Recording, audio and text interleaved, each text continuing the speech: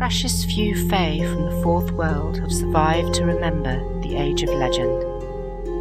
Locked away from human civilization on Earth for many millennia, trapped on their metaplane behind a veil between our world and theirs, their history with our kind became nothing but Celtic legend and folklore.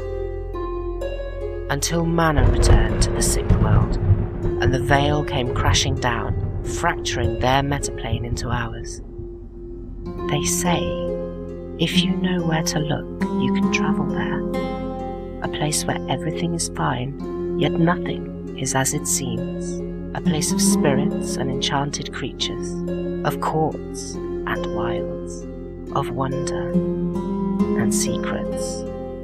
It is 2078. 3 Shadowrunners thrust into this metaplane will play in the Fae's dangerous game of intrigue, where combat is not brawn, but wit, where payment is not neon, but favour, and where home is so very far away, but yet so dangerously close. Welcome, dear traveller, to the Court of Shadows.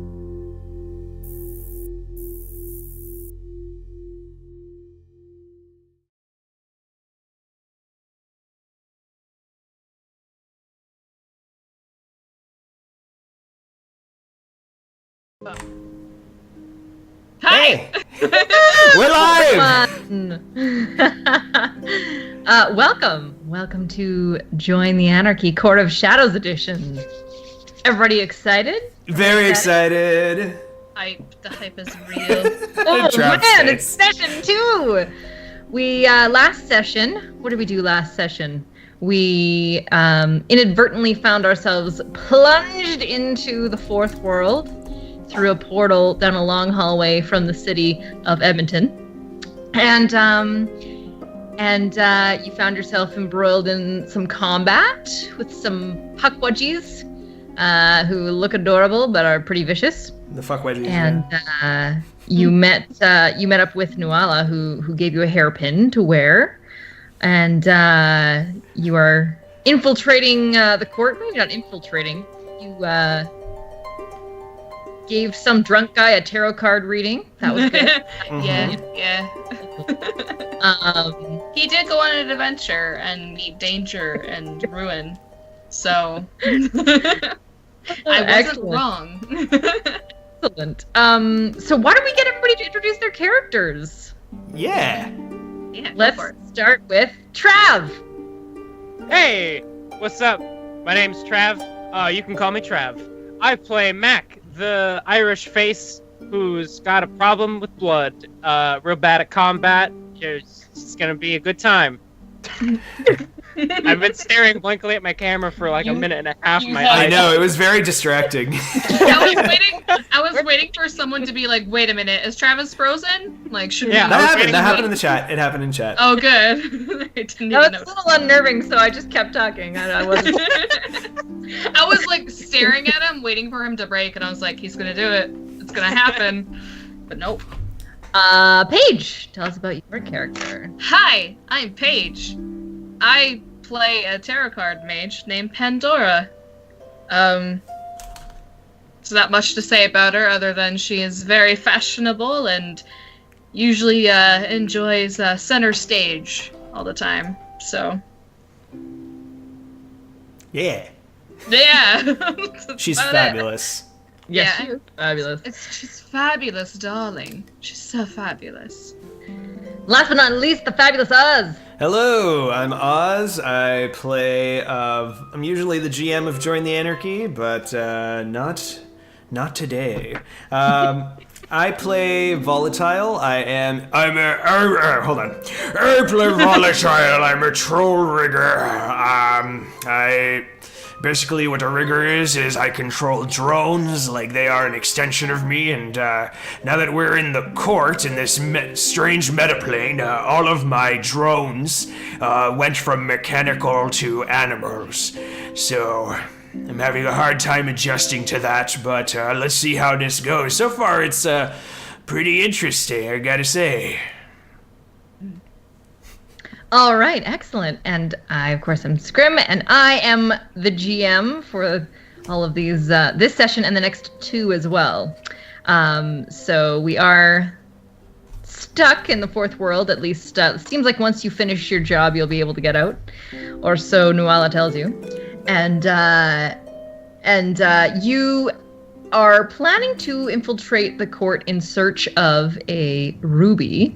This ruby is supposed to be set in a hairpin that Pandora is wearing. Nuala hasn't given you too many more details other than that, except that the ruby is in the possession of the court jester. Yes. So, you got some pretty excellent outfits. Does anybody want to describe what they're wearing as they enter the court? We had some pretty sick, Oh man. pretty sick costumes last time. Yes. Do we want to do a quick intro about our show, though?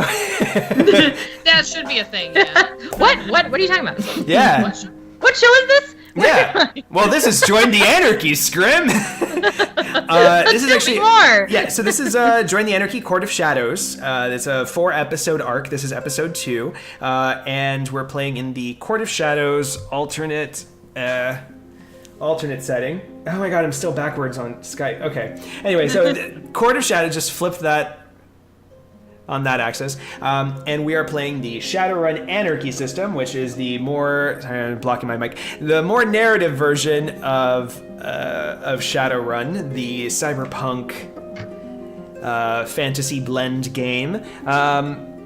We are, let's see,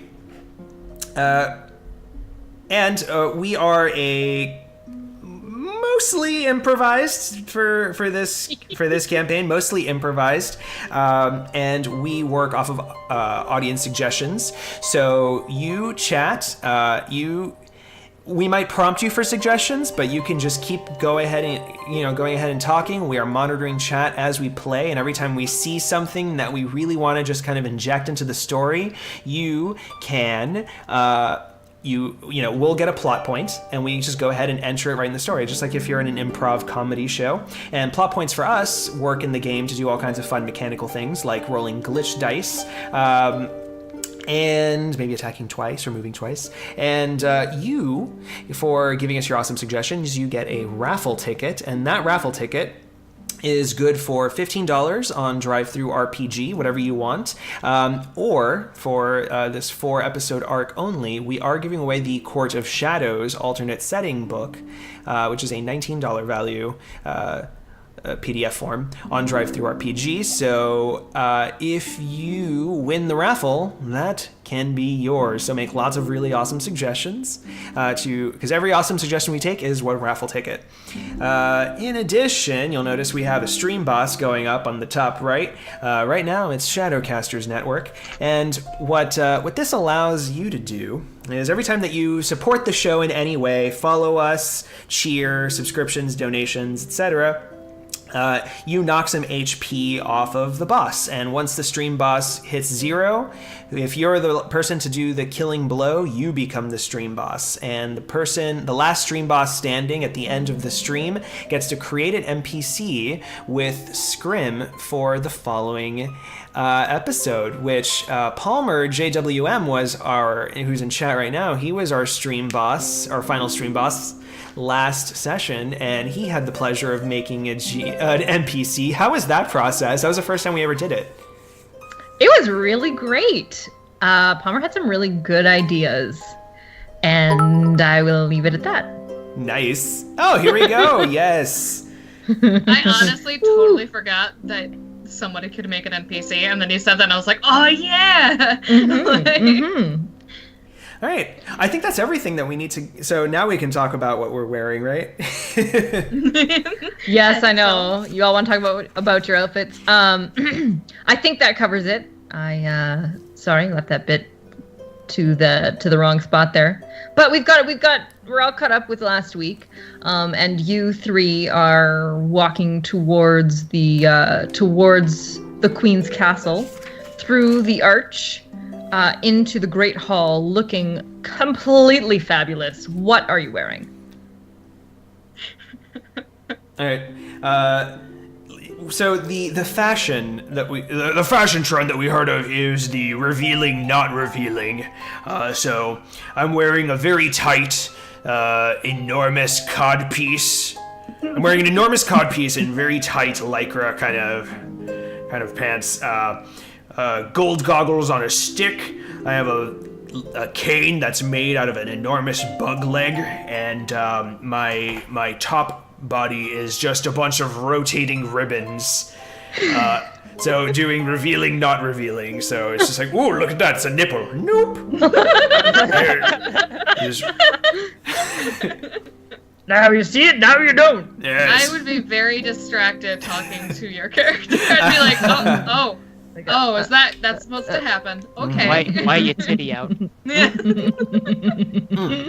And I also have, no, my eagles are with Pandora. I remember that. One's in a cage in your hair. Yeah. And then one's circling above you. And then I know my steel lynx. I was actually going to say, Mark, you should have Phineas, my white lynx. It'd pair really well with your jaguar. With oh, great. So I'm walking around with a bunch of jungle cats. That's I feel like you need to stand out a little more. Darling. Every cat. It's definitely what I signed up for. Yeah, was walking around with a bunch of fucking jungle cats. And then I'm gonna have Barnabas, my fly spy. He's turned into a firefly. He's gonna be right here on one of these antlers that I've sprouted since I entered this metaplane.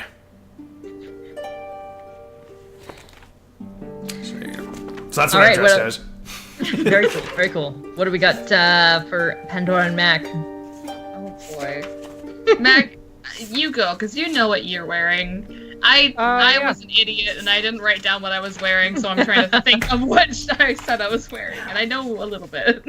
Yeah, so Mac's got this, he's kind of got, there was a picture I put in last week, but he has like it's like a blue, long jacket with golden trim, and it has these the coattails that go past down to below his knees, and it's all very very slim and form-fitting, and the jacket is actually underneath a vest that's the same blue color, and then like a white unbuttoned at the top shirt with kind of like a ceramic almost plague doctor's mask on his face, as for the whole like not revealing. Really, it's just to hide his identity, because we might do something that's gonna make people mad at us. So that's just great.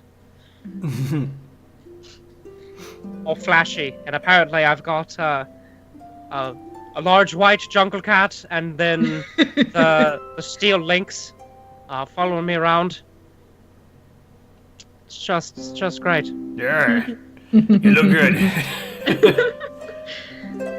All right, Pandora, give us at least a couple things you remember. I remember. Okay. Well, darling, I'm wearing Gucci and Prada, Calvin Klein. I have this amazing headpiece that is caging one of my dear friend's birds, and the other is circling around. The others, well, as you could tell, steel lynx and bugs. Well, I know that cleavage is in season, so I'm wearing a very low-cut dress. I remember and that. it's yeah, and I'm still wearing my steel-toed or my dagger stilettos that are now up to my thighs, and I'm wearing a very short dress, and I think I had something on my back, but I don't remember what it was. But I'm gonna make it low-cut so you can see the nice line that goes down her back. I also remember your wig, like your hair was like this big floofy thing like that, and it was hiding the bird cage, and then it would open to reveal. It opens, and then it has the bird. I also have the jade hairpin in my hair. That is key. That is very important. Yes. That's what I remember. Probably also gloves. Yeah. Excellent. So you enter into the court looking in your regalia, And the entrance to the court has 2 statues on either side that are intertwining hands above the door. And on the left side is a woman standing in a bed of roses, and on the right side is a man dressed in warrior clothing and standing on a bed of flaming skulls. And when you enter into sounds about right. When you enter into the court, into the great hall, there are people everywhere. And in the center of this space is a massive oak tree. It grows up all the way to the ceiling, or at least you imagine there is a ceiling there, but you can't actually see it because it's covered in foliage. And the floor is a mosaic of tiles, but the walls, you can see that the roots of the oak have grown up alongside of the walls, and it creates a gallery. The roots go all the way up almost to the ceiling, and it's created a gallery of where there are courtiers standing. So we've got kind of roots sticking outward all along the side of this massive hall. That is so fucking cool. There's no apparent way to get up there, and so as you enter, after a couple of moments, you notice that people are finding ways to get up to the gallery. So a couple people have cast spells and floated upward. One man who's wearing a unbelievably aggressive looking shoulder pads. He's got these it almost looks like swords on his shoulder pads. He has a flock of white doves carrying a net, and they fly him up to the gallery. And there's a lot of shuffling going on, a lot of laughter. And there's one part in the court where the gallery is a little bit it's higher, at its highest point. It currently is empty. People are milling around and talking. There are all manner of colors and races and outfits. There are incredible amounts of people here, such that you've never seen before. What do you do when you enter? Gasp in awe. Yeah. Okay, act natural. Pandora immediately does this pose, Yeah. totally not natural. I do a stance on my bug cane like I'm a pimp. Yeah. I make sure to walk, kind of hand on hip with the cane. Yeah. So arch my way backward. Do you pull it off, or is it awkward at Ooh, first? I don't know. Maybe I should do a charisma test of some kind. I like that. Yeah, let's get some. I got some charisma roll, straight up charisma. I'm gonna. Can I assist you? Off this walk. Can I assist you with that? Can I say that I'll use a glitch die. Well, yeah, actually. Just say ooh. prior knowledge before this, Pandora went through walking. If you wanted to walk with a cane, this is how you would walk it. Yeah. Okay. Walking school. Okay, yeah, sure. Okay. So we're doing charisma plus charisma, right? Because that's usually our Would be yeah, equivalent of etiquette. 1 success and Ooh. There you go. oh 3. oh this is a teamwork test. Gotcha. I assisted you because I helped you out. Oh, that's right. Okay, so I get an extra 3 dice. Nothing. Look, okay, there's a lot of finer points here that I don't understand. And you said a glitch die? Did you spend a plot point for the No, glitch die? I wanted to spend a plot point for assisting him because I wanted to help him out prior. And we've got a little glimpse into your past. You are a charm school graduate of some type. Yeah.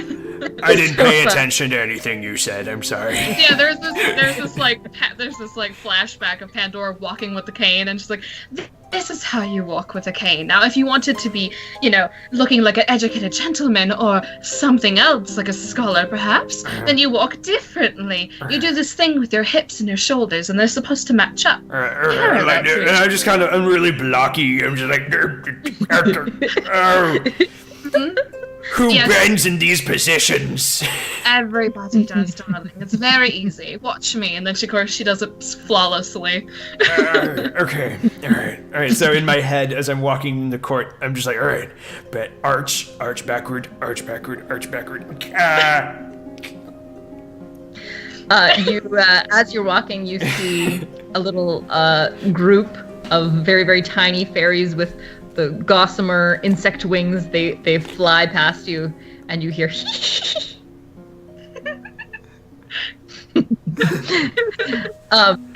as Volatile is getting his groove on, the three of you are approached by a very tall, statuesque orc. She's wearing a loose, comfortable silver and white motley, and she comes up to Volatile and smiles very kindly and says, "This is your first time here, isn't it?"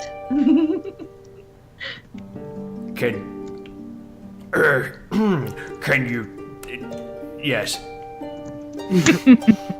Don't worry, everything gets a little bit easier as you come more often. It's great to meet you. My name is Garbh. Garbh. My name is, they call me Volatile. Volatile. The third. The third. Esquire. Really? Well, I don't want to make a mistake. Are there any more titles I need to know about? The third of the Amazings. Oh my god. Well, now I feel like you're just making fun of me, Mr. Volatile. I apologize. I don't mean to offend. Oh, it's all right. I feel very uncomfortable in this setting. I can imagine if this is your first time. She looks over at Pandora and says, "And you, my lady, your mannerisms are exceptional, but I sense that you haven't been party to the Court of Shadows before." Oh, not here, darling, but I appreciate the compliment. And your friend, she looks back at Mac. Excuse me, sir? Hello. What's your name? You can call me Machiavellian. Machiavellian. All right. Well, welcome.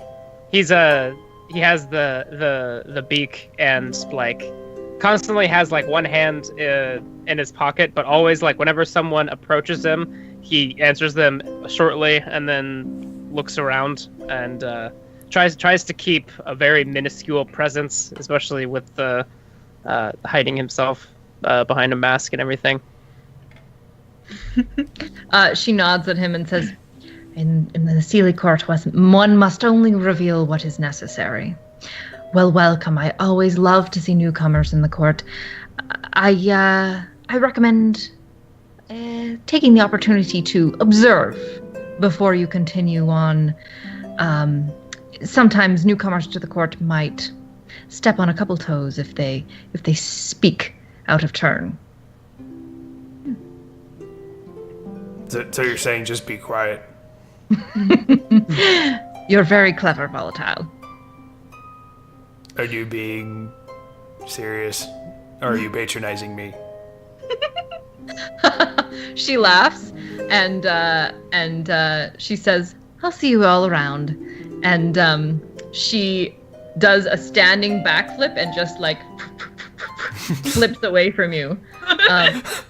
And then she gets over to the gallery and she bends down, crouches down really low, and the whole space starts looking at her and kind of, and she jumps up just to this highest part of the gallery, kind of right next to where the highest part is.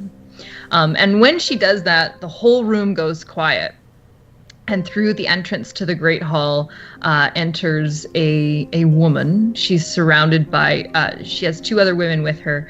And she's wearing a thorny crown on her head. She has black hair and pale skin. And her gown almost looks like it merges with her skin. You have to kind of do a double take because it looks like she's not wearing anything. And but it's very form-fitting and perfectly fades from skin to gown. And she very slowly glides across the floor and kind of looks around, unsmiling at everyone. And there's absolute dead silence. You could hear a pin drop in this place. I subvocal to my group and I go, well, she certainly got the memo of revealing, not veiling. As I look at her gown. Wowza. By the way, let's make sure we keep an eye out on that jester. Garbh. That's our target. Yeah, it's unfortunate that she made us so quickly, but I think we'll be able to find our way into some more private arrangements with her. Mm-hmm. I'll send Barnabas. Hey, we just got a subscription from. I know a Snell Thanks D. for the sub, Doug. Thanks, Doug. Snelly. Thanks, Doug. Hey. Yeah, so I'm going to send Barnabas, my firefly, to just kind of start going up and scanning the area.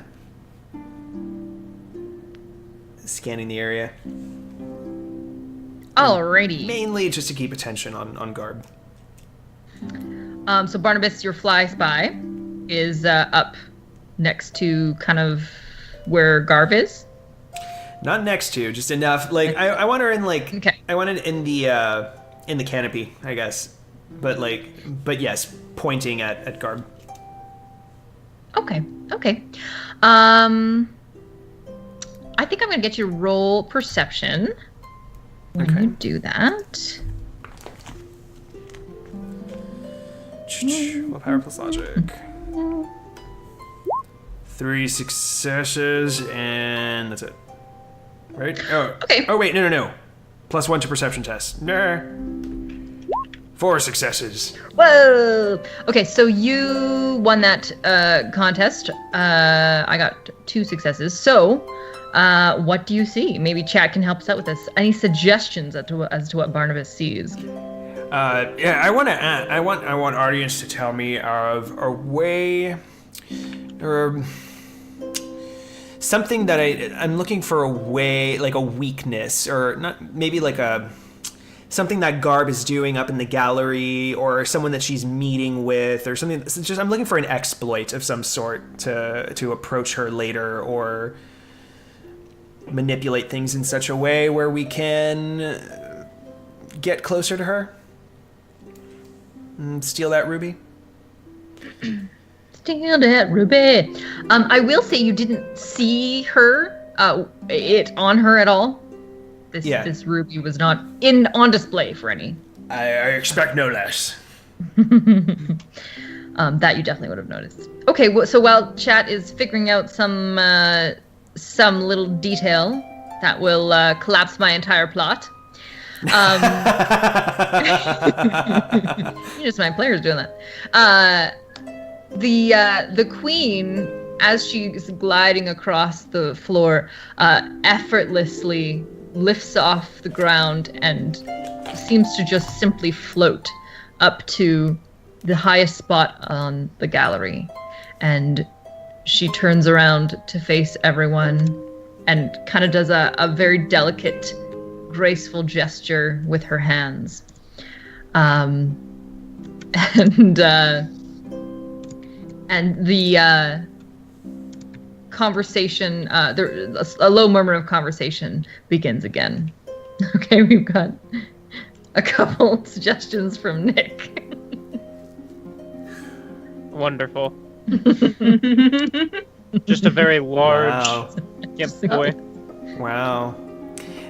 So the gallery that Garbh is on is the same gallery as the queen, right? She's right next to her, yeah. Right next to her. Oh, wow. So she's like right there. Then there's a small alcove that provides a perfect blind spot to not be seen.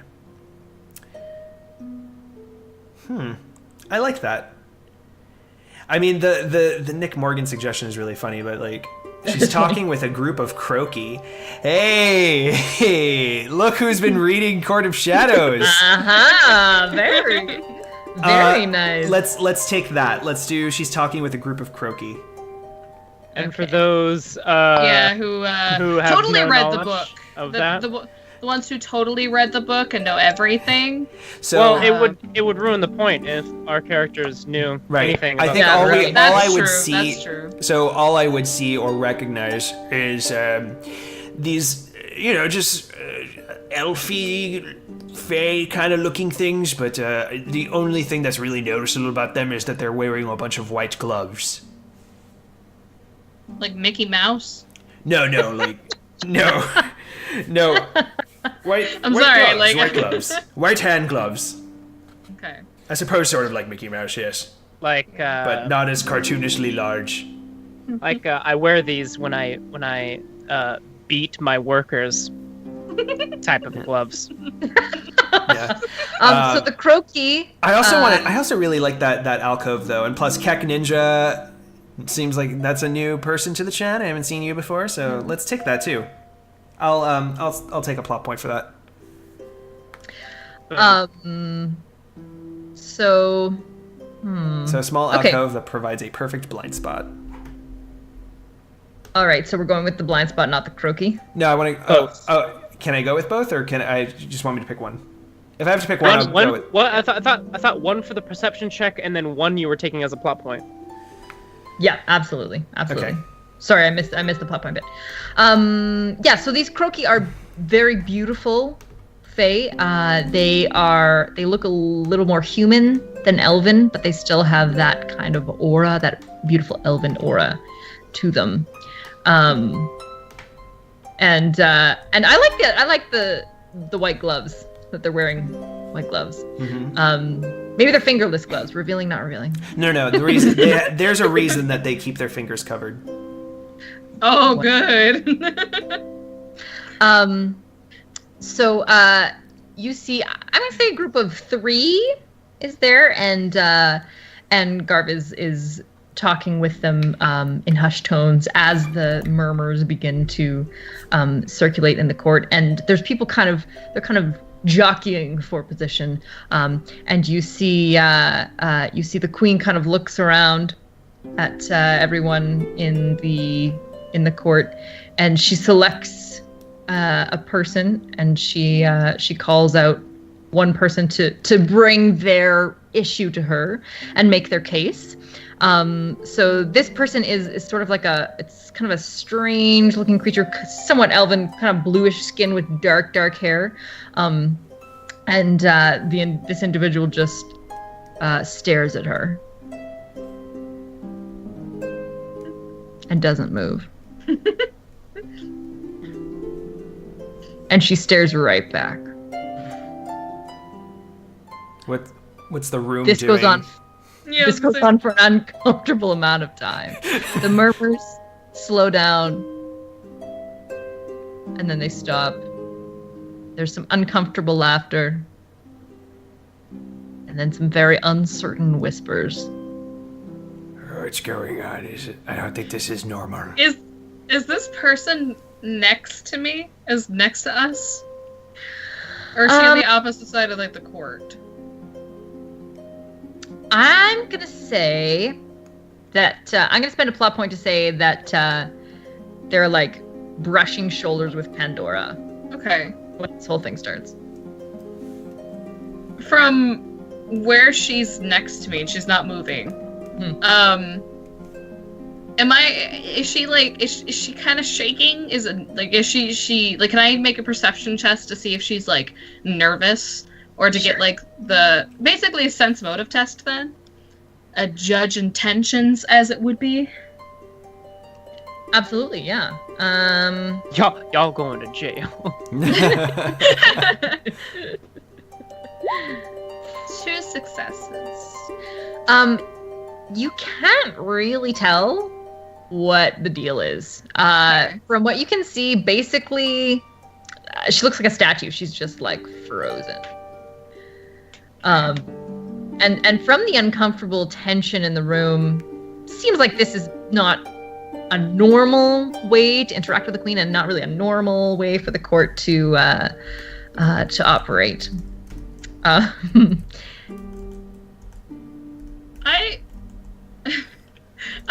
gonna risk it. This is probably a horrible idea. But I'm gonna give this person next to me a nudge and kind of lean over and goes, "She's talking to you, love. You should go up there." Like, I kind of like whisper. Let's get a charisma test. Oh, good. Charisma plus charisma. Oh, that's even better. 4 successes. So you do your little nudge. Mm-hmm. And as soon as you touch this person, there's a gasp through the court, and the low, uncomfortable murmurs become sort of a shocked kind of buzz. And this person that you touch, this strange creature, doesn't move. It just kind of good. staring at the queen, and the queen, her face kind of does a little bit of the tiniest of twitches. Good. Is it a good twitch or like she's trying not to laugh twitch? Is it like she's fuming at this, or is it like a You can't tell. You can't tell. I'm just gonna get you to roll that one. She rolls like 98 dice. Yeah, so her face kind of does that, and after a few moments pass, the creature breaks eye contact and sprints out of the room. Wow. Okay. And I just want to break for a moment. Benzi noted something in chat about jumping in and making suggestions. This arc, I'm not going to take quite as many suggestions, but we will very happily take anything that you pop in there. Every once in a while, I'll pop over the chat and see what kind of things are going on and what you're suggesting. I do want to ask for a suggestion of another court case that comes before the queen, because I have a couple more in mind, but I want one from the chat. Sure. Sorry, Paige, go ahead. That's all right. We'll take suggestions, though. I think I asked this last time, but can I? Yeah, I totally did. Can I check if there's any magical auras around the two? If they were talking telepathy, or they were just talking in their head? Sure, yeah, you can get see astrally. Yeah. And what kind of check would that be to Perception. perception? If you have any bonuses to magic. I don't think that's a... I was gonna say, I don't have any bonuses to seeing magic, I guess. Then, yeah, just regular perception. Okay. That's fine. I'm cool. I'm cool with that. I'm totes sensing. that. Which would be equivalent of 3 successes. You do see something. You see some sort of connection. What does she see, chat? What kind of connection is between this strange bluish creature and the queen of the Sealy Court? Because if I sense some sort of thing, then I will use one of my plot points to not do what I just did.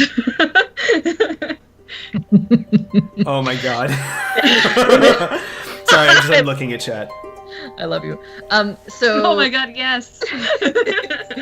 Oh my god. I love both of you. I'm gonna take that one. Yeah. If you didn't, I would have. Oh man. Palmer, I love that one too.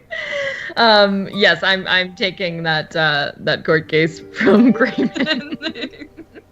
Oh my yeah, god. let's see what Pandora is seeing in astral here. But one thing you will note when you see an astral is that there are spirits that are flitting about the canopy above. This place is it seems like there's not really guards around. There's the odd, tough-looking person, but not really many weapons, at least not that are obvious. Yeah, you're you do see these spirits though kind of moving about. Okay. Jeez. Sorry, I was reading Tiger Planet. Oh yeah, no, I mean Oh. Oh, good times. Good Oh times. boy. So I don't really see the big deal about this court thing. It just looks like everyone stares at each other and snickers. Well, I can do think that. I can do that. Mac will. Where is like the? I assume they have kind of like a place where there are like beverages, like. Punch. Is it kind of like that, or is Is there an open bar? Is there a place to get like refreshments, or is this kind of like a no nonsense thing that a bunch of schmucks just show up to? There are no places for refreshments. No Okay. drink is being served anywhere. Then where do most of the people reside in here? Do they just kind of stand everywhere, or? It appears that those who are able to get up to the gallery, that's like the main place. That's the best spot to be. If you're not able to, you're on the floor, on this mosaic, and so you can kind of see the difference. It looks like people who maybe have a little bit more money, a little bit more magical ability are up top, and the rest are down below. Okay. Mac finds someone who looks just snooty enough without being a complete up their own ass prick. That they would really talk hard. to him. Yeah, I know.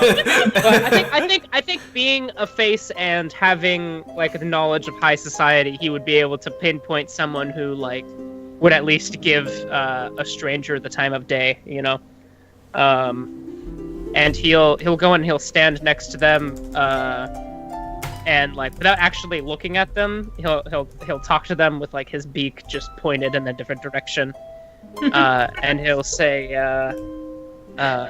"Quite the strange thing, isn't it?" So this person that you approach is quite a large, powerful-looking woman, and she looks something like a troll, but a little bit more human. And she is wearing a frilly green armored dress, and she says, "I've been coming here a while. It's an odd place. Yep." Well, I mean, specifically the occurrence of silence, someone challenging the royalty with a seemingly awkward staring contest, and he kind of like the beak kind of looks over to the woman, and he says, "Is that an average occurrence here, or is that something that everyone was kind of put off by?"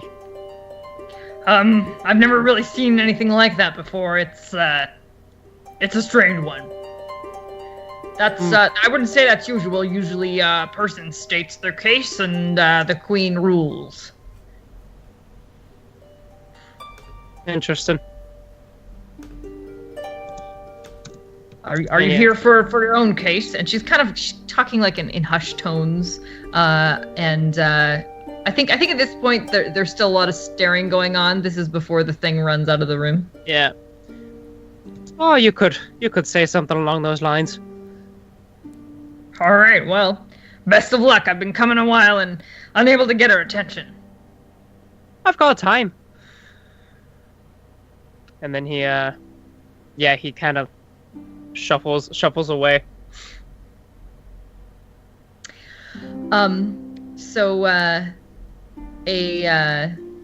very angry-looking human kind of makes a bit of a commotion on the floor. Oh.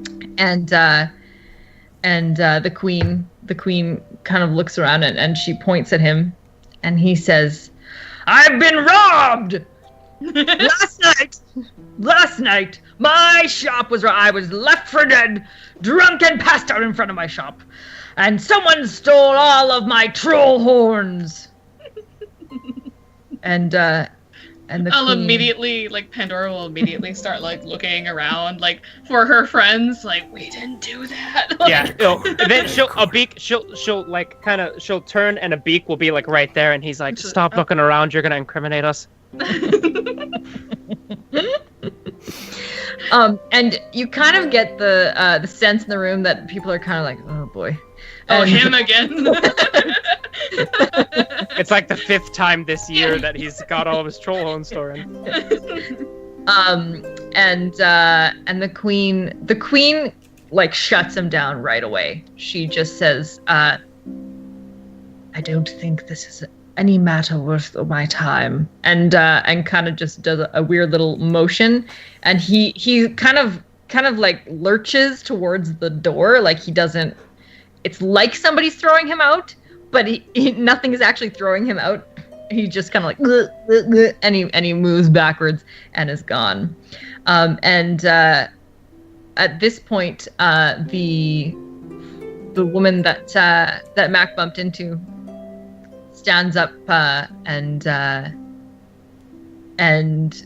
there's a couple people who are kind of trying to get the attention of the queen, but they're being really quite subtle about it. Nobody really wants to stand out that much, but they want to get attention. So there's a couple of symbols or raised hands. You're not quite sure how she's picking out these people, but she manages to get the attention of the queen, and she says, "Excuse me, Your Grace. My name is Periwinkle. I've been having some significant trouble with my peach orchard lately."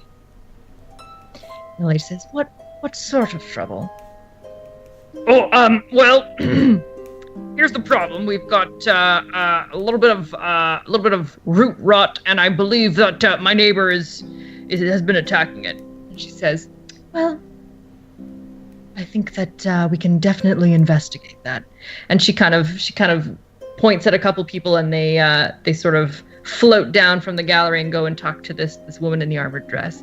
And she kind of goes through all these different court cases. She goes really, really quickly. A couple of them, she shuts them down, kicks them out. A couple of them, she will help solve their problem. And it seems like some of them are really pretty minor, like troll horns being stolen. And some of them seem huge, like murder cases that are unsolved. And you notice actually that she tends to talk to the people on the floor a little bit more than the people in the gallery. And a lot of them are kind of talking to each other. And so this goes on for a couple of hours, and you kind of start to pick up on a couple of the different mannerisms and things in this court. But near the end, the queen floats down, and she glides again across the floor with her two ladies in waiting. And Garbh stands in the spot where she was, and she leaps off and does a tumble down to the floor. And it looks like this is a pretty big fall, like you're gonna hurt yourself, but she lands nimbly on the ground, and she clears her throat and magically amplifies her voice and says, "Good people of the court, the queen has requested your presence at her banquet." And this, out of everything, gives like the greatest reaction, because this is clearly something either that has never happened or very rarely happens. There's a huge gasp and immediately murmurs. And she holds up a hand, and then she holds up her other hand, and she has a deck of cards in the second hand. Oh, I'm all over that. I'm like, what is that? What kind of cards are those? And she does kind of some kind of sleight of hand and makes it disappear.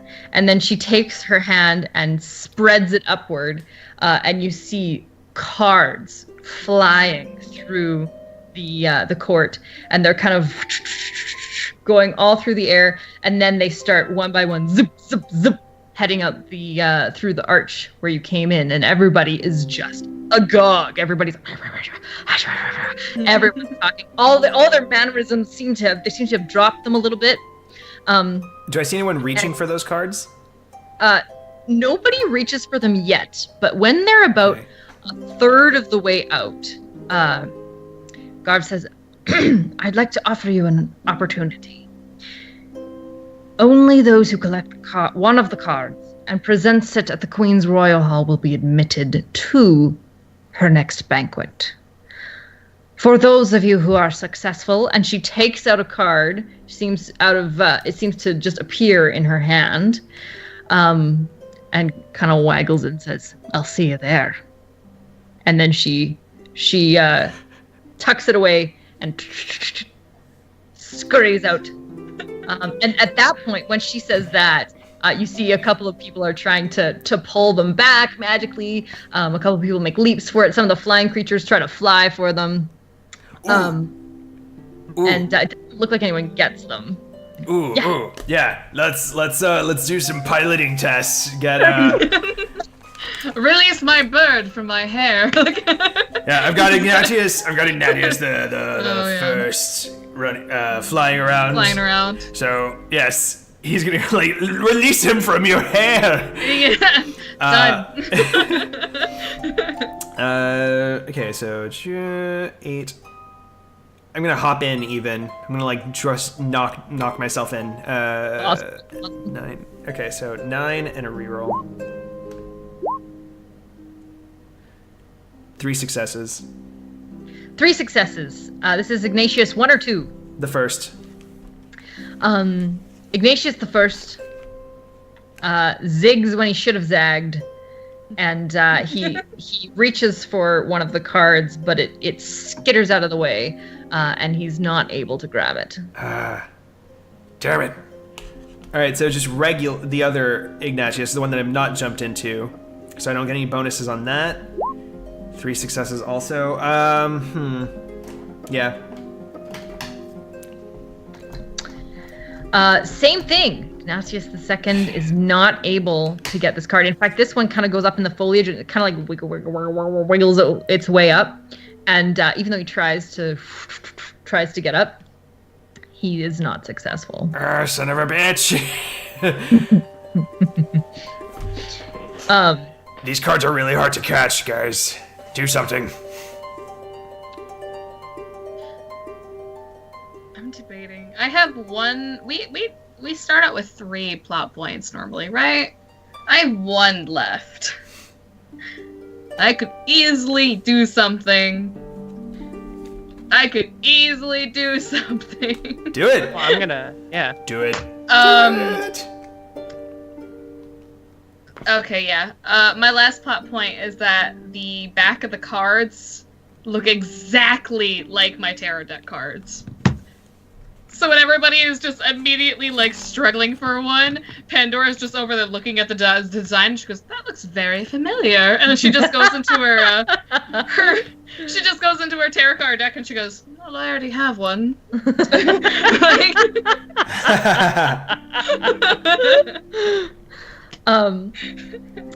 Awesome. I love it. She even makes it look like she got it from the air. So she does this really simple card trick of pulling a card out of nowhere. And she's like, "Oh, yeah. I guess I have one now." Silly me. And then she just puts it into her shirt. Side note, yeah, Go ahead, congrats Max, to go Cac ahead. Ninja. I'm going Current stream to boss. take the plot point that Greyman suggested. A card is spotted in the hands of an orphan. She has dirt on her face and looks very hungry. And she's through the arches outside. And Mac is going to see this this little girl, and he's going to go and kind of kneel next to her, and see her reaction when he does before saying anything. When she sees you with your mask approaching, her eyes grow wide, and once you get close to her, she starts skittering backwards, clutching the card to her chest. Yeah, he just kneels down, and he says, "Hi there, what's your name?" Fiona. Fiona. That's a good name. I see you got yourself one of the Queen's cards. It's Or mine. one of the Jester's cards. Yeah. You can't have it. Are you sure? You couldn't trade it for anything in the world? No. And why is that? I get to meet the Queen. Really? And what does the Queen do? Is this a once in a lifetime chance for you? She just Does nods. The Queen doesn't do this all that often. No, Has she ever done it? I don't think so. You don't think so? How old are you? I'm 6. And in all of 6 years, she's never hosted a banquet. Well, I don't remember. That's I all don't right. usually stand outside. That's okay. But this card here is very near and dear to you, is it? Mm-hmm. All right. Do you not have anyone looking after you? She just kind of shakes her head and takes a couple steps backwards. All right. I'm not gonna try and take your card, Fiona. Can I touch your mask? Sure. She like reaches out a finger and is like, Would you like the mask? "Can you does it come off? Is It it might stuck be to your able Is to. it stuck to your face? Well, no.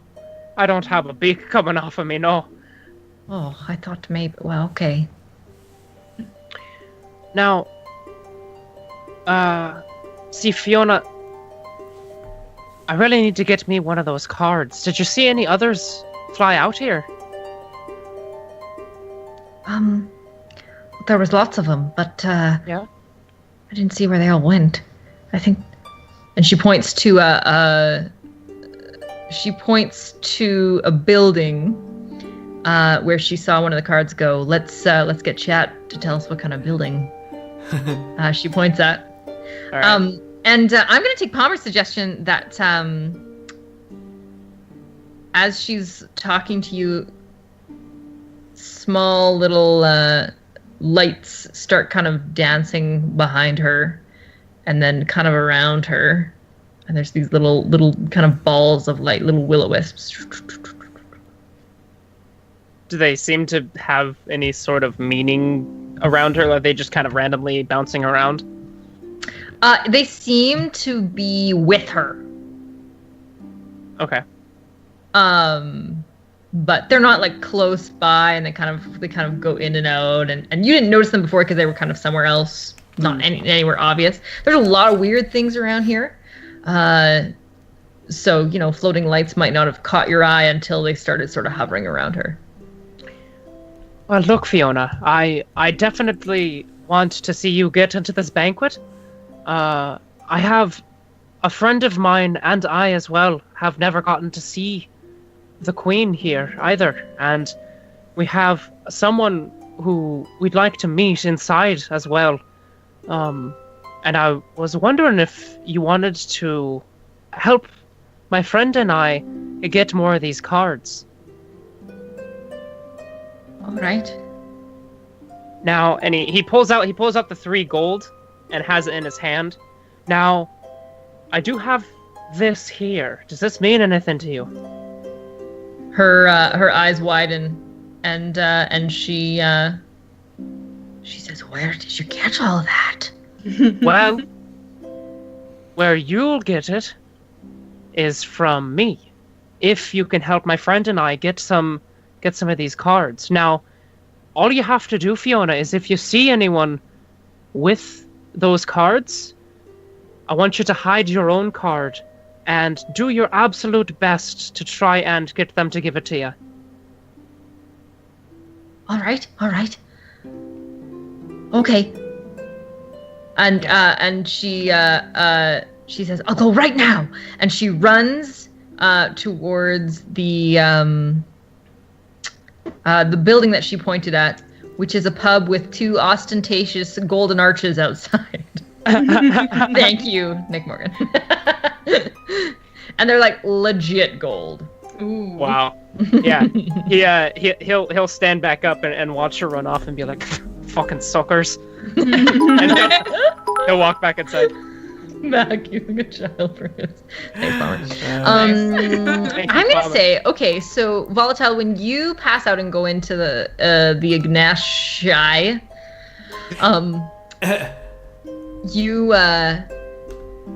you come out of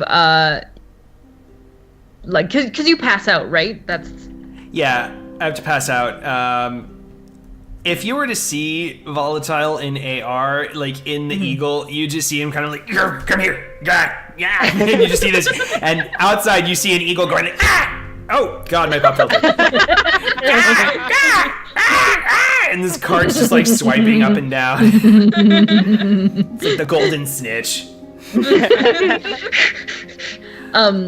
So once you're unsuccessful, do you come out and wake up essentially? You're out of air. Yeah, I'll call the eagles down. It's like, oh, jeez. Are we gonna each need one of these? There better be a +1 on those. So when you wake up from your stupor, you are in the arms of the large woman who made the plea about her peach trees. And when you say there better be a +1, she's like, "Yeah, they're better." Hello. Okay, you can stop hurting me now. I personal space issues. I'm sorry.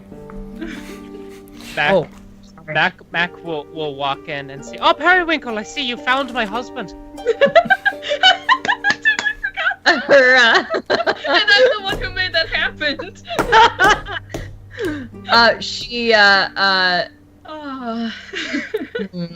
she goes on a bit of a face journey. No. Goes, Plot point. Oh. The face eventually changes to, "I can get in on that." kinda goes, Your husband, you say? Oh my God, yes. Really? Oh, yes. Oh my God. Thank you for saving him for having a bump on his head. Sometimes he can't really control himself. I really wouldn't want him to hurt either of those beautiful antlers. Oh, Pandora is like, she's like looking at her tarot card that she's going to probably hopefully smuggle in and treat as the thing. And she's like, she sub-vocals to both of them, and as she hears this, all you hear in sub-vocal is, "Oh boy."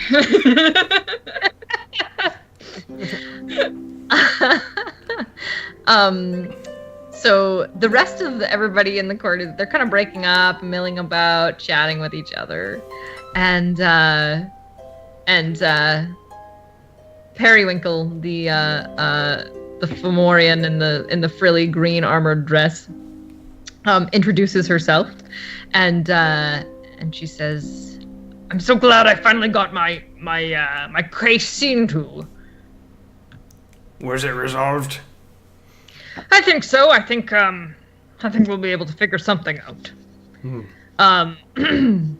She kind of points at Pandora and says, "You managed to snatch yourself one of those cards, I see."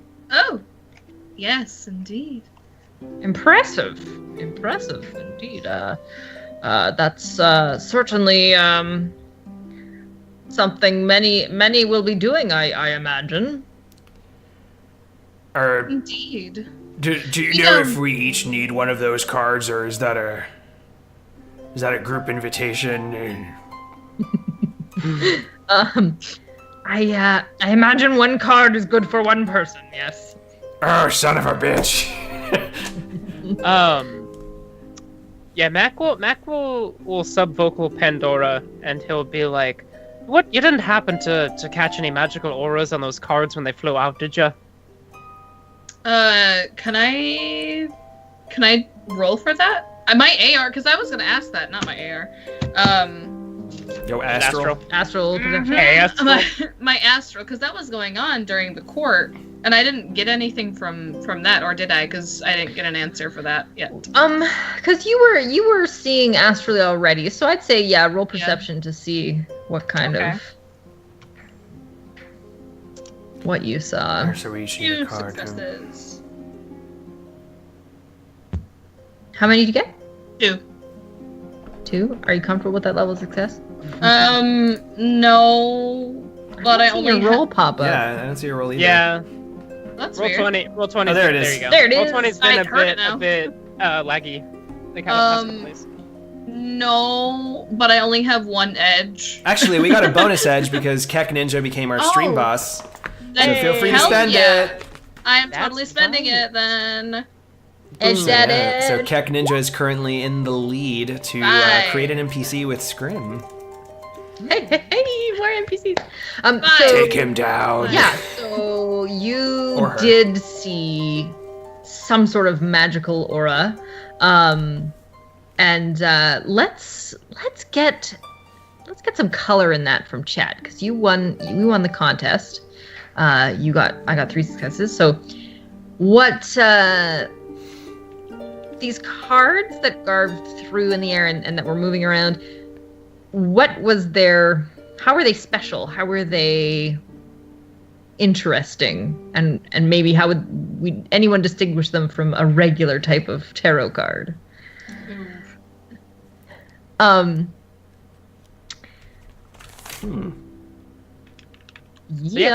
Periwinkle is the character that Palmer created. Oh, awesome. Great. She See, sure see, now we is. have to have a threesome with her. We I have have a an narrative idea. imperative to do so. I have an idea, but I do wanna get chats Okay. as well. They're magically animated. What was the information, or are you making the information of the card? I think I'm going to take. I'm gonna take they're magically animated, and I'm going to add something else to it. So, if no one knows, tarot cards are actually like deck cards. So they have faces. They have like queens, kings, whatever. So these cards that are for her court are only kings and queens and all of that. Oh, that's cute. Yeah, Okay, because okay. yeah. I also got the idea because the card I drew for my prop is a king of coins. It's So, fate. yeah. So, yeah, but I'm also going to say that they're magically animated. Why can't I say that word tonight? Animated. Because that sounds cool. So I'm thinking like Harry Potter wizard chess. So when you turn it in, like mine's a king of coins. So the throne, like there appears to be like a king on it, and then he gets up and bows, and that's how they know that it's real. I'm gonna take Keck Ninja's suggestion because I thought that was Yeah. neat as fuck. The image That's on the cool. face mimics the current holder's fears. Ooh, yes. Which then bows and curtsies. Yeah, sure. I mean, I guess. Well, I would assume it's like it's like an animated thing that like happens and then like rewinds and then happens again kind of thing. Mhm. That's what I thought. I do like that the image on the face mimics the holder's ears, though. I think I'd rather have that than mine. But I still Nah. want cards to. No. They you can mix them. I mean, right? Like they are kings and queens, but they're just like in Yeah. fear mode. Oh yeah, yeah. That's awesome. I love it. But yeah, so Mac says, "Are you sure that your deck is gonna pass? Because the court jester might have done something to identify the actual cards in the case that someone like yourself might bring in a fake." Well, probably not. I'm very proud of my skill, but I'm sure that a court of this high society would actually have some protection against magic. You see, I could easily cast any illusion on this. You could, but you're also not entirely sure what the court jester would be looking for if there was an identification on each of these cards. Exactly. I think it's safe if the three of us get 3 different cards from them, just in case. Well, at the very least, we get 1 card and then just mimic it. I could do that, yes. I have Very someone on the case currently, and I'm also going to spend a plot point, not to make anything specific happen, but just to say that Fiona is a very, very convincing sob story. Yes.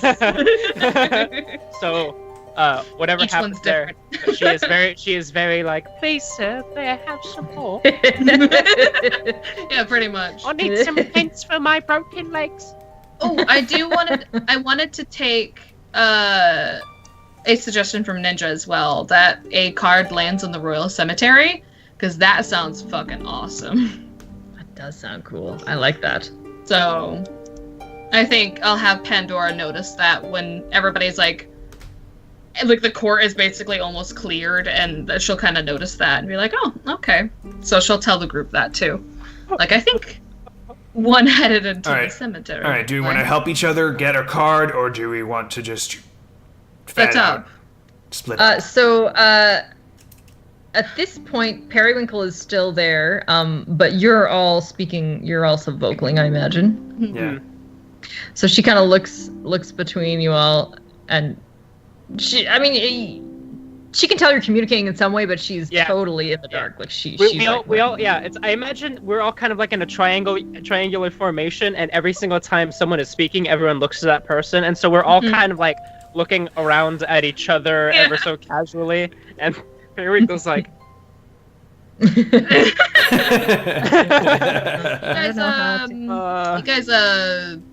talking to each other? Mac will look over at Periwinkle when he sees that she's getting uncomfortable, and he'll say, "So your peach trees were sabotaged, you think?" I believe so, but I think I do think things have been resolved. However, as a newcomer to court, I'm an invitation to the Queen's banquet is a long ways away. If I could obtain one of those cards, that would be most helpful. Yes, Since you're also quite new, you may not have acquired any Munera yet. No, not yet. What is Munera? It's a vocal. Yeah, I don't know. Right, that sounds like medication. No, it's not medication. No, it's how we do business. You exchange things for Munera. That's a type of currency. It's currency, yes. Is it? And he pulls out the gold, and he's like, "Is it something like this?" No, don't bring that here. Oh, no one's gonna take that. Yeah. Yeah, maybe outside the walls, but if you're interested in earning some, you don't pay in gold. You don't pay in Nui, and you don't pay in hard cash. It's more along the lines of you scratch my back, I scratch yours. You trade in favors? Indeed, yes. Subvocal. I fucking hate this place. What the fuck is this place? It's one of my cues. So, what kind of favor would you like then? She holds up a finger and says, "Not here. Come with me." Do we have time for this? Yeah, do we? Do we have time for this? We gotta find those cards. Is this going to increase our chance of getting the cards? She hesitates and says, "Even if you have the cards, your presence at the banquet will not earn you any favors without Munera." Okay. Can we discuss this after we get the cards? I'm sorry, there's sort of a priority list. She pauses and nods and says, "All right. Where can we if you find you? I'll be hunting myself. If you find an extra, come and find me at the Hall of Whispers." Does that mean that we win Munera if we get you a card? You will earn some, yes. But, like I said, no more discussion here. Okay. Right. Do we know what the Hall of Whispers is, or am I just going blank? You wouldn't know. Yeah, Pandora's totally gonna ask, like, what's the Hall of Whispers exactly? It's a place where we can talk in private. I figured by the name, but I just thought it was a place. All right. Where is that exactly? We're new here. She gestures towards the end of the court where there's an entryway and says that It's deeper into the castle. Giant neon sign like buzzing in the Hall of Whispers. Oh, over there. It's the sleazy titty bar right down the way there. Hall of Whispers, if you know what I mean. Hall of Oh Whispers. god. Sexy whispers. More like Hall of Helicopters on a good night, you know what I'm saying? Ah! Yes. Ain't no whisper in here.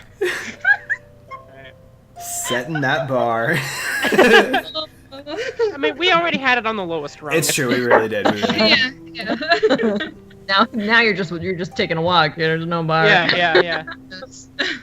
All right. Right. All right. Hall of Whispers, got it. So she turns into parts, and you have tracked down a card in the Royal Cemetery. Yeah.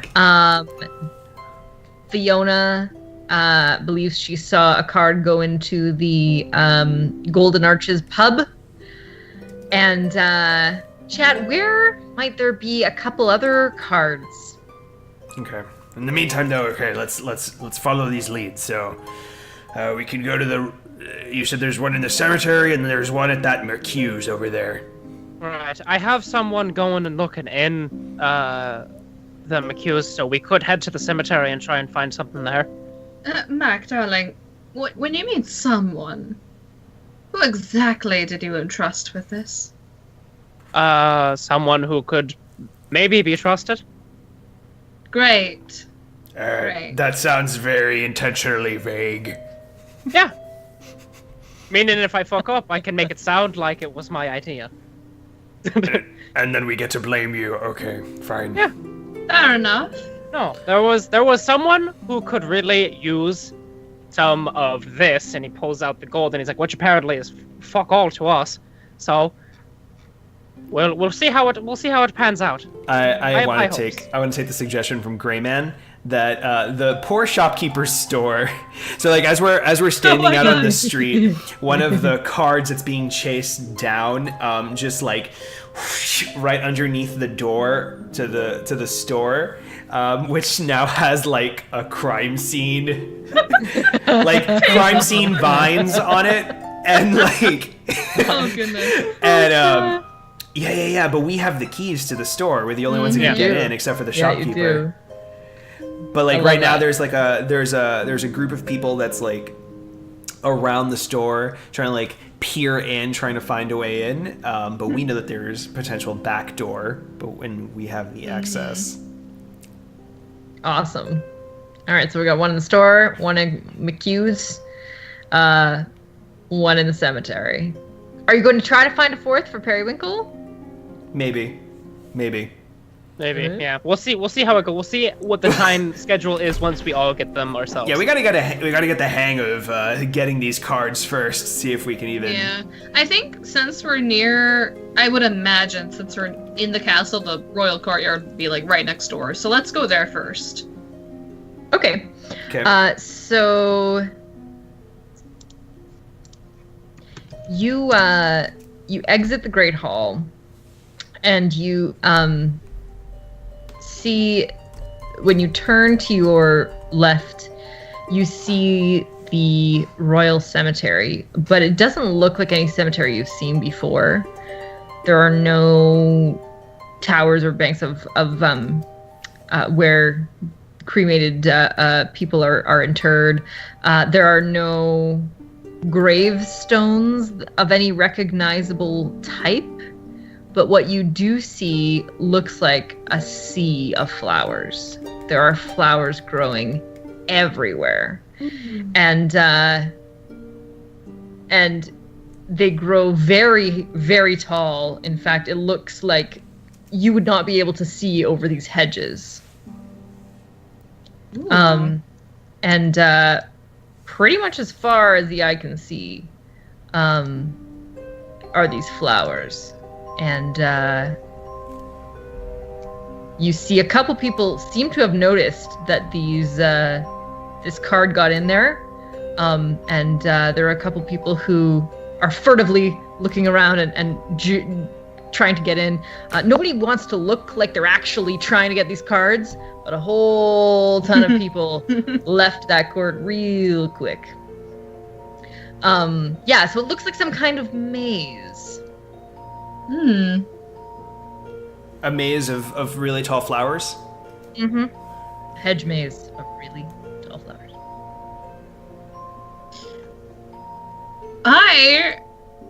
I'm gonna conjure something. I'm gonna hope. I'm gonna hope that the next card I pull is going to be something useful other than fire. So just so the audience knows, anyone that's joining us is as a tarot summoning mage, she draws a card from the Six World Tarot deck, and based on what she draws, we see what she summons.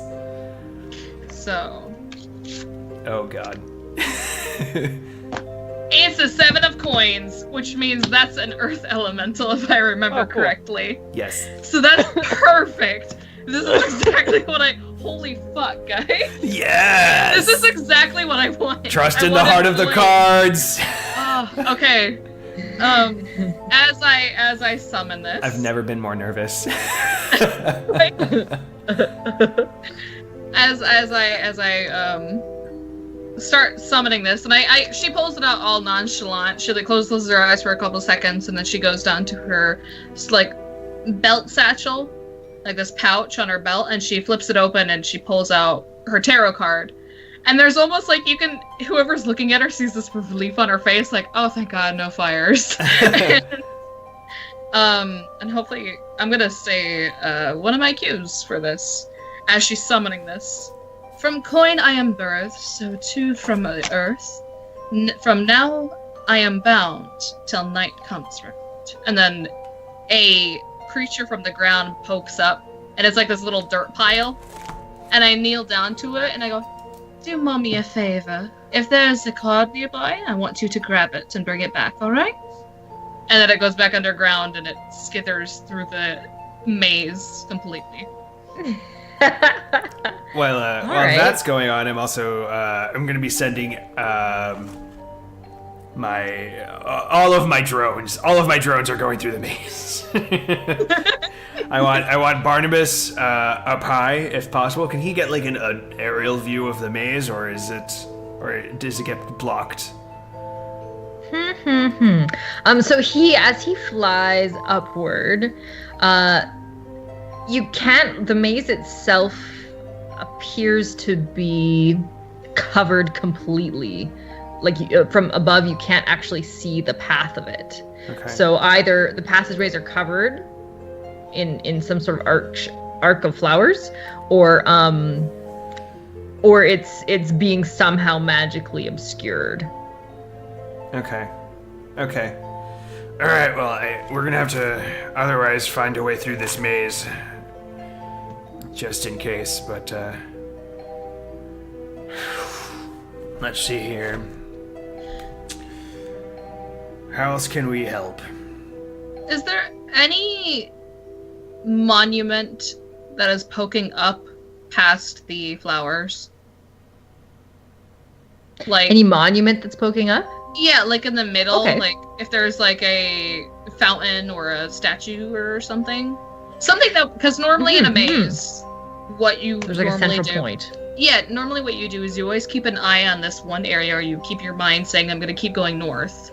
Like I should have to head north some area, and that actually helps you get out of the maze. So I only have one plot point though. We could maybe do like survival checks, which is for navigation, and we can try and find our way, to not get lost in the maze. But I say let's just get deeper in there.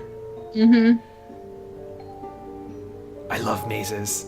Out of character, I love them. I love them so much. So I want to go in. Let's go. I just imagine Volatile being like, yes! And just like running. Well, Volatile's actually kind of annoyed because like he can't see the top. He can't cheat the maze.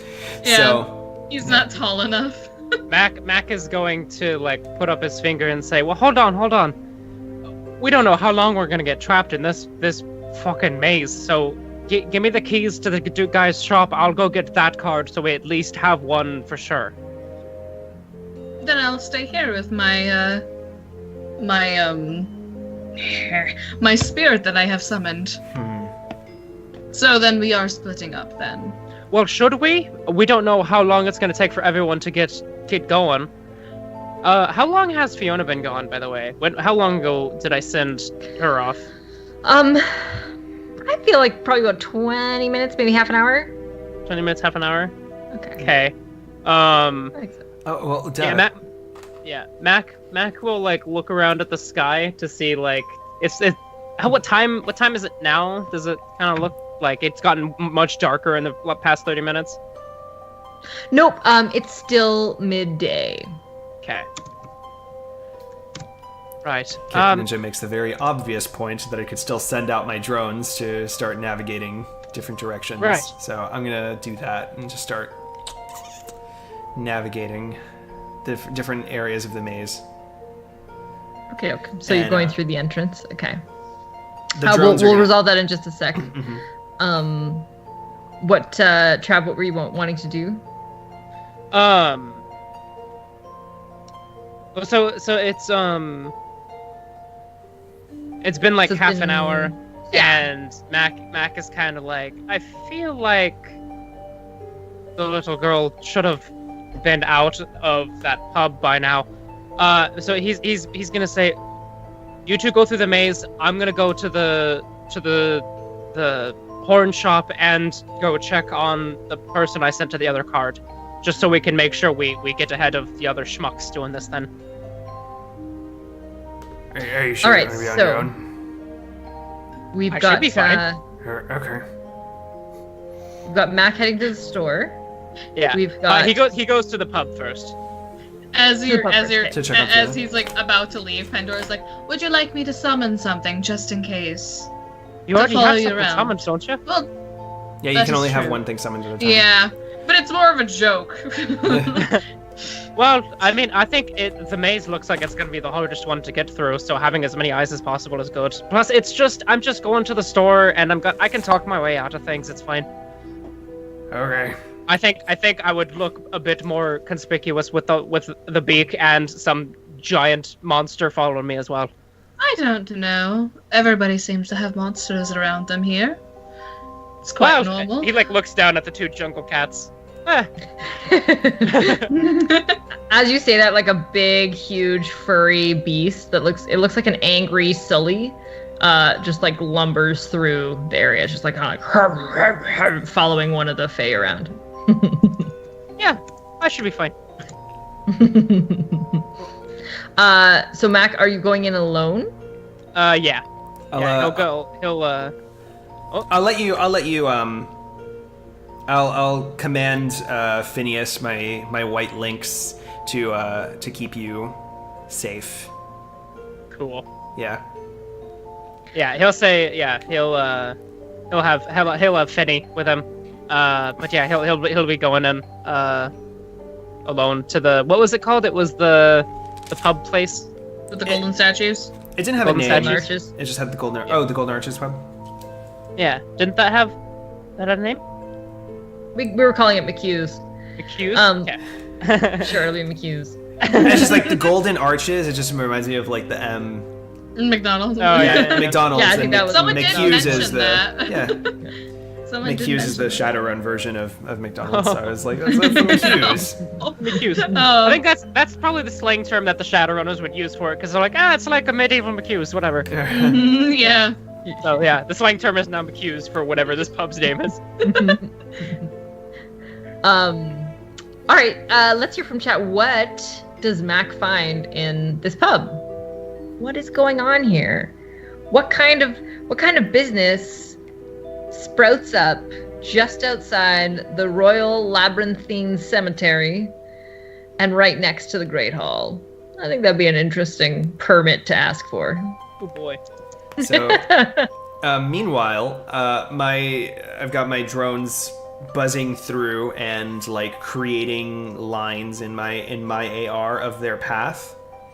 Right? So just by AR, I mean like there's like this mystical kind of like fairy dust that's like a line that's being created of their paths. But like as they're going, I'm gonna spend a plot point and say that their paths are actually like getting confused.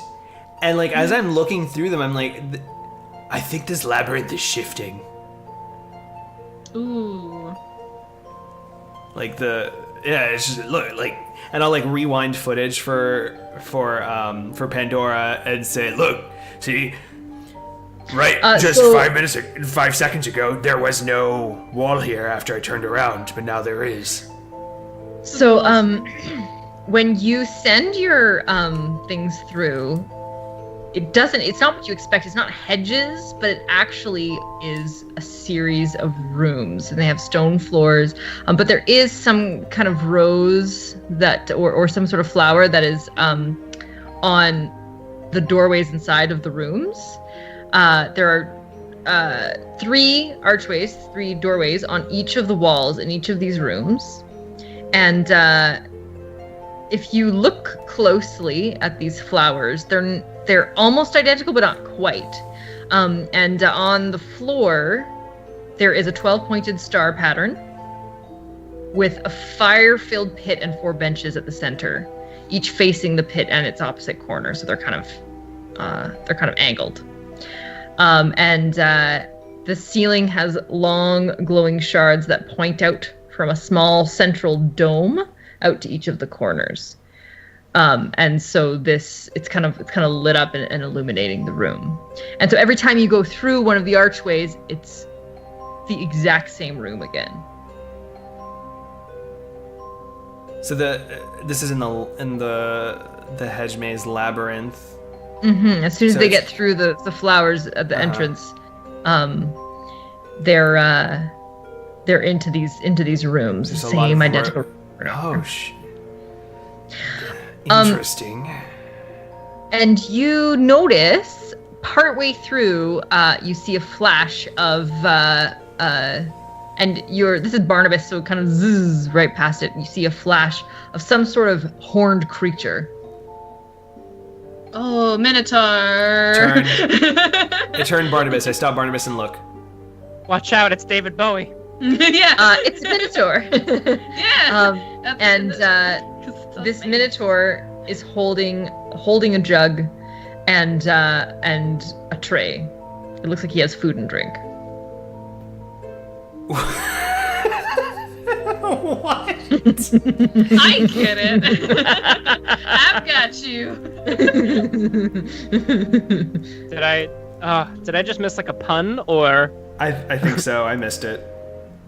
No, it's a Minotaur in the middle of a maze, a labyrinth, because it's a labyrinth. Huh? Right, Yeah. but the food and the drink thing. The food and the drink? Yeah, usually his food is you, and his drink is your blood. Yeah.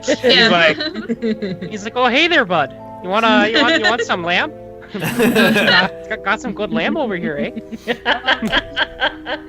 It's a Moosator. Plot point, it's a Moosator. Moosator. It's Moosator. That's okay. That makes so much more sense. Oh yeah. So you see these Moosatars, and they have stacks of pancakes with maple syrup, and they're holding some sort of jug. Oh my Some god. jug. The jug has more maple syrup. Yeah. Just drenching his But pancakes. like in reality though, like a minotaur that had like a moose body, that would be like, instead of like a bull. Like, Yeah. that would be kind of fucking cool though. No, that's for sure. Yeah. That's the real deal. That's what's happening. All right. Canada also has a Fae setting. Yeah. The alternate setting of Canada. Moose Welcome storm. to the Thanks, Great White Bob. Middle. Cold milk. Yeah, Deepod, that's totally what is in there. That's totally what I was gonna say. It's cold milk. I'm pancake. maple syrup caramel. And the Minotaur disappears, or rather, the Musator disappears through an archway as Barnabas is watching. Carrie Bootler. Carrie Bootler. Wow. I'm dying. Why isn't there multiple races for a Minotaur? I mean, come on. It's Well, true. there is now. There is Yep. now. Welcome to the Court of Shadows. Welcome to the metaplanes. Okay. Yeah, so I let Pandora know that and say, okay, this place is really bizarre. What should we do? Any luck? Do you feel any connection with your spirit right now? And Yeah, what is my spirit up to? Did my little gremlin find So what anything? kind of connection do you have with your spirit? Like, can you sense what they sense, or? Yeah, more or less. From the tarot cards themselves, from what I'm getting, because one of the many things, if I draw like a certain card, I have to ask its divination. So I'm guessing that you come up with how they actually are. wait, Like they're Like how you're connected to them? no, they're like personalities, if they're evil or good or whatever. I'm Oh, connected yeah. with them though. But You can you communicate with them remotely? Yeah, oh yeah. I For sure, okay. Chat can maybe help us out. I've never really been clear on that, how it works in SR5, because that's really because they don't really explain it in Anarchy. They don't. My understanding is that you do have some kind of telepathic link to them, but it's not always necessarily on. It's kind of like on command, but I might be wrong. That's how I've always played it, though. Sounds about right, though. Like, it would make sense. Like, they can report back to you. Yeah. I just don't know if they have to physically travel back. So. Yeah, I'm not sure about that. While we're resolving that, while we're figuring that out, let's see what Yeah, telepathy basically is what Palmer just said. telepathy. Yeah, that's kind of what makes sense to me. Well, then I'll say that the elemental is or rather the spirit is talking to you, kind of continually letting you know that it can't really see anything. It can't. It's not able to penetrate this maze in any way. It can't really find its way underneath. Okay, so, like... So what I'm getting is this maze in the beginning is flowers, and then there's a part where it turns into a building. Yeah, it's some kind of building Okay. that's covered in flowers, but it's hard to tell exactly. Okay. So then... Palmer does make a good point. It can travel at thought speed and astral. So, like, Yeah. maybe it can traverse. Maybe you can ask it to traverse the maze in astral and see if it spots anything, and maybe we can kind of get a Yeah, a location. that's pretty much what I wanted to do, because I was searching for the card. I just thought it'd be easier if it was, because since I have the earth elemental, I made it into this little dirt pile because it'd be easier for him to go underground. I thought it was all foresty. Right. So then you'd take him back from underground and send him as a spirit? Yeah. Kind of. Yeah, pretty much. Okay. So when you do that, it is a lot of the same things that you're getting back as from Ignatius and Barnabas. You're getting a lot of these identical rooms over and over and over with slightly different flowers on the archways, and your spirit very quickly gets hopelessly lost, and it also sees a couple of Musators. Could I have my spirit, since... Yeah, I'm gonna have my spirit interact with the different colored flowers. Okay, so each of the flowers is, each of the 12 in each of the rooms is a hyacinth. And they're slightly different in shade. So there's 3 different shades. There's 3 different numbers of petals. And there's also 3 that have that have leaves on them, and so it's sort of kind of combined. So you've got sort of an off-white with a leaf, and multiple and a couple extra petals, and then you've got an off-white one with no leaf and a few less petals. So it kind of adds together to have all these 12 different 12 different ones. So it's a very small difference, but they are all hyacinths. Okay. What happens if I like pluck it off? Like I decide to pick it from the wall. Well, it's engraved on there. It's like a picture of a flower. Yeah. Okay. Knowing this place, you might still be able to pluck it. Yeah, You can try. I mean, You can try. Can I like these different panels? Are they movable? Like if I press them in, are they somehow movable or like? It's an archway that's fixed, so it's got just the engraving on top, and so you can easily go through it. Are you looking for something that will change the room itself, or something that can? Yeah, that or like the image of a flower, because if they're all different, they're different in each room. Each room has the same 12 flowers. But each of those 12 flowers is different. Slightly different, yeah. So I'm probably thinking of this way too in depth, so I'm just gonna stop. But it's a puzzle. Well, I know, but like so okay, in each flower, the leaves are, some are missing, some aren't. This is my theory. If we treat the flower like the room and we walk into that direction of the leaves, will it take us to like the actual area where we need to be? If you treat the flower like a room and walk in the direction of the leaves. Yeah, so like, because you're saying that some are missing, some aren't, right? Right. So they're missing like a leaf, or they have a different number of petals or whatever.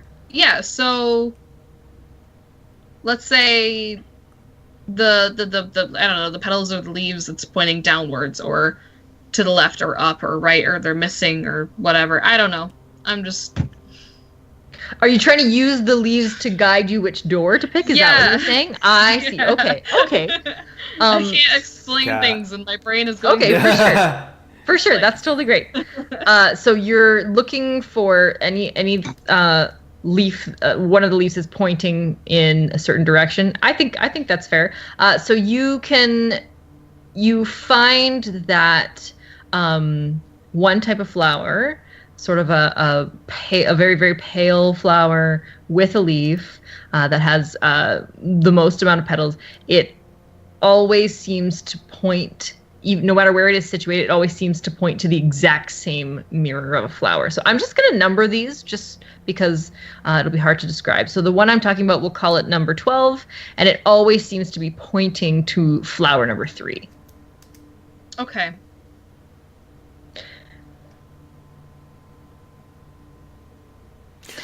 So I'm gonna stop right there with the labyrinth, because we skipped over Mac's entrance into the bar. So Mac, when you enter McHugh's, turns out it's a leech bar, and you see people dressed in very extravagant clothing, paying to get different colors and types of leeches on their skin, and they're sitting in corners quietly sipping water with flowers in them, talking with each other. Some of them look high, some of them are kind of like passed out. Some of them are there's like an upstairs where there's people doing really weird shit. They're like dancing and like leaning against walls, like they're really fucked up. And everyone in this bar is wearing a plague doctor mask. Thank you, You Tiger fit Fly. right in. He leans in and he's like, "Oh God, is this the kind of parlor that I think it is?" And then he sees the leeches and he's like, "It's a bit weirder." And yeah, he'll walk in slowly, but not like tiptoeingly. He just casually walks in, but he's taking in his surroundings. He's looking for for Fiona. Okay, roll perception. Okay. Who boy? So that is logical willpower. Oh my god, really? You're gonna scroll all the way up? 3 successes.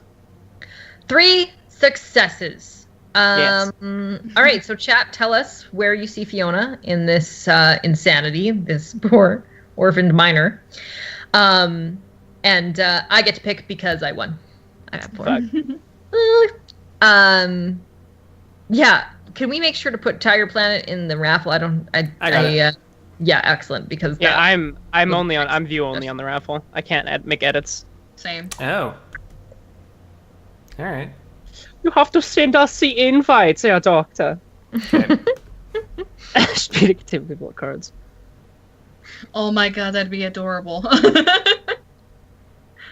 That's how she could find a card that could be in that deck. Oh, I love that, being a table of people of cards. That's fun. That's super fun. Oh my gosh, that's so good too. But she had a very convincing sob story, though. She did. Mm-hmm. Oh, Deepa, that's such a good one. I think though I'm gonna take Make Your Own Big Money Trucks. Oh my god, yes. Man. Oh, I don't know which one I want to take. Take all 3. Yeah, I would love that. Well, you could totally do that. You could have her beating everybody at cards and like hustling them, and then pickpocketing the drunkard's pockets, and then that one person catches her and it's like, nope, we're gonna teach you a lesson, and strings her up. Cage matching is a very Nick just wants to turn everything terrible all the time. Pickpocketing to cheat at cards. There you go. Here's what I'm gonna say. There is a card game going on in the corner, but she is indeed hanging on a wall from a hook, playing music for the crowd on a lyre. And she looks weirdly at home. This is normal. This is a normal thing for her. Aww. No one's really paying attention to her. I wasn't trying to mug a toddler. I was getting the toddler to mug wow. other people, you idiot. Wow. Fuck off, Nick. Idiot. God. You can tell you're a regular when I belittle you on a constant basis. Yeah. Um, I'm gonna find the song that she's playing. Racist.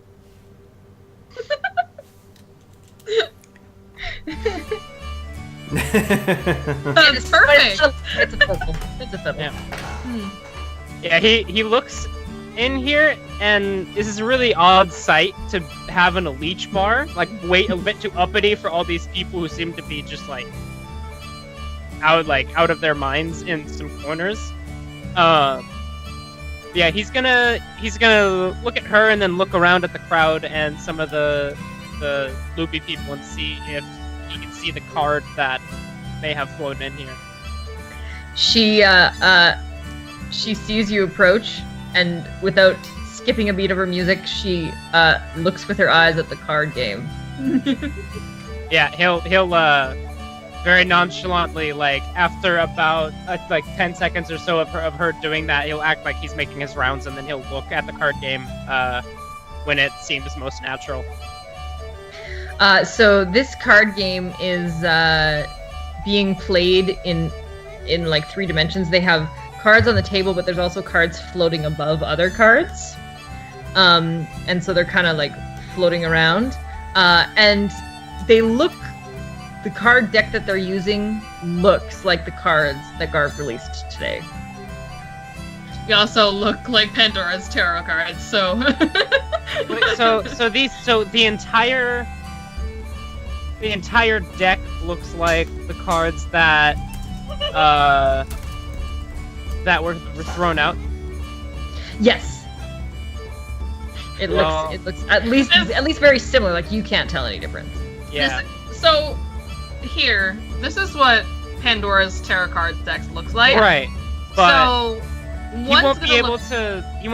They all look the same, so you won't be able to tell which one is the invitation card. That's correct. unless there is one that is somehow different. Yeah, I think there might be. Maybe they're all fakes except for like the one, and you win the. I don't know. One if is that's where- animated. You know, one is animated. One, yeah. Yeah, one. Yeah. So find the one that looks like your deepest, darkest fears. Well, it would have to be the person that has it in their hand. I just imagine this whole table is like, go fish. Like, Go fish. that's exactly how I imagine. He just thought of card games with Go Fish. Yeah, I mean, I'm all in, boys. Got it.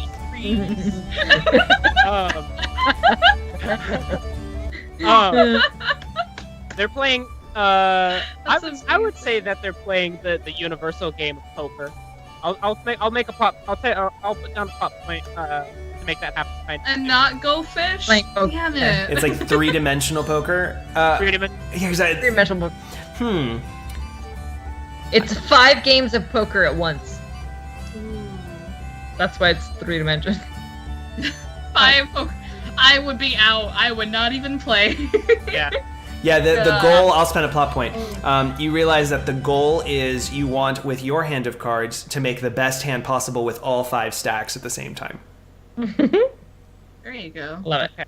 All right. So they're all face up or like rotating to show what cards they are that are floating. Yes. All right. Yeah, Mac will look over to to Fiona and like look back at the card game and like,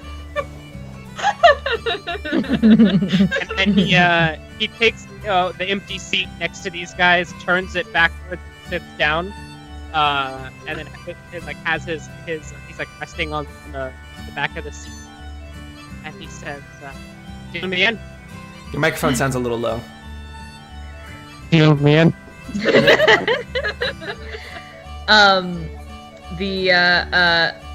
The dealer nods and holds out a hand for payment.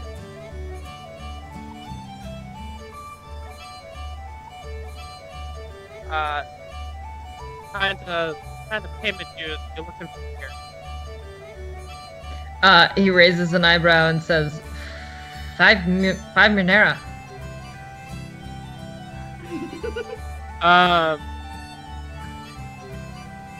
He's going to say,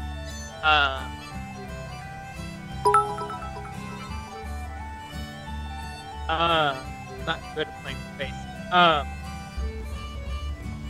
Says, how's about we let me in on this hand, and I can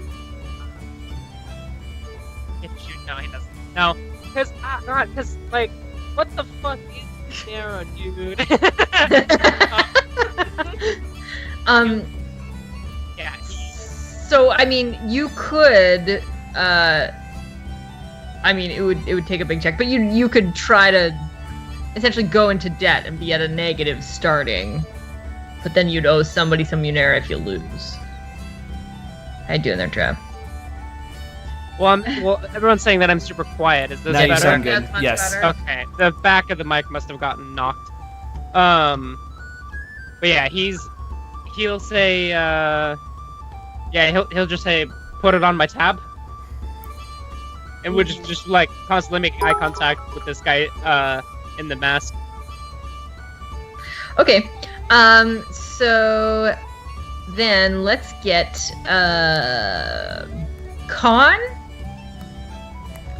Yeah. convincing roll. What have you got? What works? I for you? mean, he's not gonna give them anything. Joking. So that's that and that. Okay. So we'll do that, and I also get to re-roll 4. So 5 successes. 5 successes. Are you comfortable with this level of success? Yes. The dealer nods and looks up at the bartender and holds open a hand.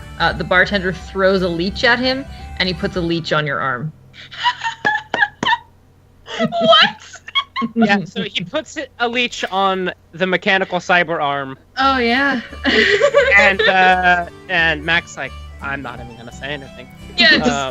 Yeah, he's he's kind of like not sure where he like puts it in a weird spot. Yeah. All right.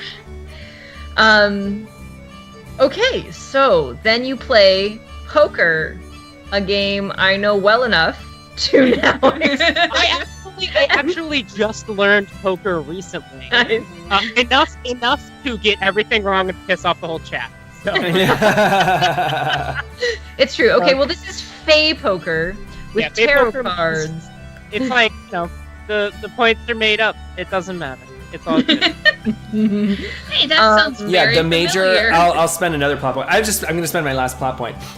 What makes this fun, because you're using tarot cards, is that even though you're playing with all your standard deck of cards, right? So your ace through page, queen, king, and everything. You also have the major arcana in there, and the major arcana, each one like messes with the setup of the cards that are in the center or in your hands, and they just like wreak havoc in different ways, and you have to strategically place. Yeah. Do you want me to, while you guys are discussing things, do you want me to pull out a hand for Mac and actually determine what he'll have?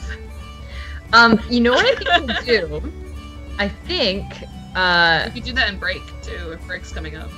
Yeah. I think I should probably hit the break right now, while I spend 5 minutes figuring out how to do this. You'll do it. You'll get there. That's fair. Fair. Yeah.